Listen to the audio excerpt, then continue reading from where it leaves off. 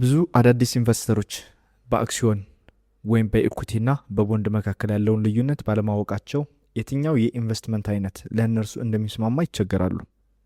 ሰላም ጤና ይስጥልኝ የተከበራችሁ የአዲስ ፔጅ ቻናል ተከታታዮች፣ በኢትዮጵያ የካፒታል ገበያ ኢኮሲስተም ውስጥ ገንዘባችሁን ኢንቨስት አድርጋችሁ ሀብት ማፍራት ስታስቡ በፊታችሁ የሚመጡት ሁለት ትልልቅ በሮች አሉ።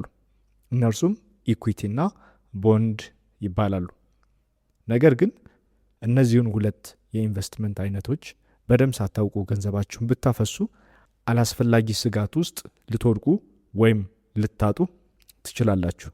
ለመሆኑ በሁለቱ መካከል ያለው ልዩነት ምንድን ነው? ለእናንተስ የትኛው ይበልጥ ይመረጣል? በዛሬው ቪዲዮአችን የአክሲዮን እና የቦንድን አንድነትና ልዩነት በምሳሌዎች አደራጅተን በዝርዝር አሳያችኋለሁ። እስከ መጨረሻው ተከታተሉኝ። በመጀመሪያ ሁለቱ ነገሮች በካፒታል ገበያ ኢኮሲስተም ውስጥ ያላቸውን አንድነት እንመልከት። አንደኛ፣ ሁለቱም የካፒታል ማሰባሰቢያ መሳሪያዎች ናቸው። ኩባንያዎች ወይም መንግስት ለትልቅ ፕሮጀክቶች ማስፈጸሚያ የሚሆን ገንዘብ ከህዝብና ከባለሀብቶች ለመሰብሰብ የሚጠቀምባቸው የሰነደ መዋዕለ ንዋይ ሴኩሪቲስ አይነቶች ናቸው። ሁለተኛ፣ በተመሳሳይ መድረክ በኤሴክስ ይገበያያሉ።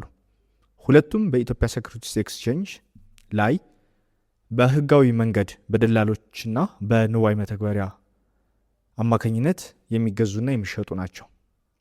በኢክማ ወይም ኢትዮጵያ ካፒታል ማርኬት አውቶሪቲ የበላይነት ይጠበቃሉ። በሁለቱም የኢንቨስትመንት ዘርፎች ላይ ኢንቨስተሮችን መብት የመጠበቅና የገበያውን ደህንነት የማረጋገጥ ኃላፊነት የኢትዮጵያ ካፒታል ገበያ ባለስልጣን ነው። አሁን ደግሞ ወደ ዋናው ክፍል ማለትም ወደ ልዩነቶቻቸው እንለፍ።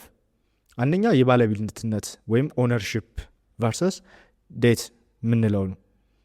አክሲዮን ወይም ኢኩዊቲ የአንድ ኩባንያ አክሲዮን ስትገዙ እናንተ የዚያ ኩባንያ ቀጥተኛ ባለቤት ወይም ኮኦነር ትሆናላችሁ። ቦንድ ስትገዙ ግን ኩባንያው ባለቤት አትሆኑም። ይልቁንም ለዚያ ኩባንያ ወይም ለመንግስት ገንዘብ አበዳሪ ሌንደር ትሆናላችሁ። ሁለተኛው የገቢ አይነት ወይም ሪተርን ታይፕ ነው። አክሲዮን ወይም ኢኩዊቲ ገበያችሁ ኩባንያው በሚያተርፈው ትርፍ ላይ የተመሰረተ ነው። ይህ ዲቪደንድ ይባላል። ኩባንያው ብዙ ካተረፈ ታተርፋላችሁ፣ ከከሰረ ግን ትርፍ አታገኙም ማለት ነው። ቦንድ ኩባንያው አተረፈም ከሰረም አስቀድሞ በተስማማችሁበት መሰረት መደበኛ የወለድ ክፍያ ፊክስድ ኢንተረስት ሬት በየጊዜው ይከፈላችኋል።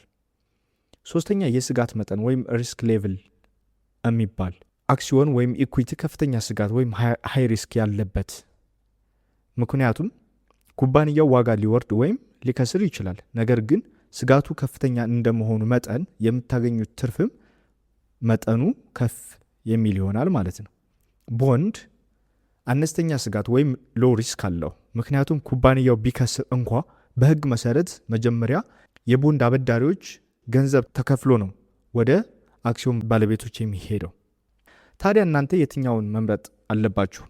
አስተማማኝና ቋሚ ገቢ የምትፈልጉ እንዲሁም አላስፈላጊ የስጋት ወላዋይነት የማትወዱ ከሆነ ቦንድ ለእናንተ የተሻለ ምርጫ ነው።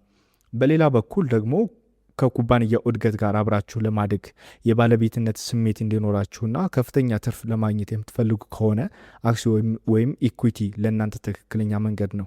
ዋናው ቁልፍ ሚስጥር ግን ሁለቱንም በማቀናጀት ማለትም ዳይቨርሲፋይ በማድረግ ኢንቨስት ማድረግ ትችላላችሁ። ተከታታዮቼ፣ የዛሬው ትምህርታዊ ቪዲዮ በኢትዮጵያ ካፒታል ገበያ ውስጥ ትክክለኛውን የኢንቨስትመንት ውሳኔ እንድትወስዱ እንደሚረዳችሁ ተስፋ አድርጋለሁ።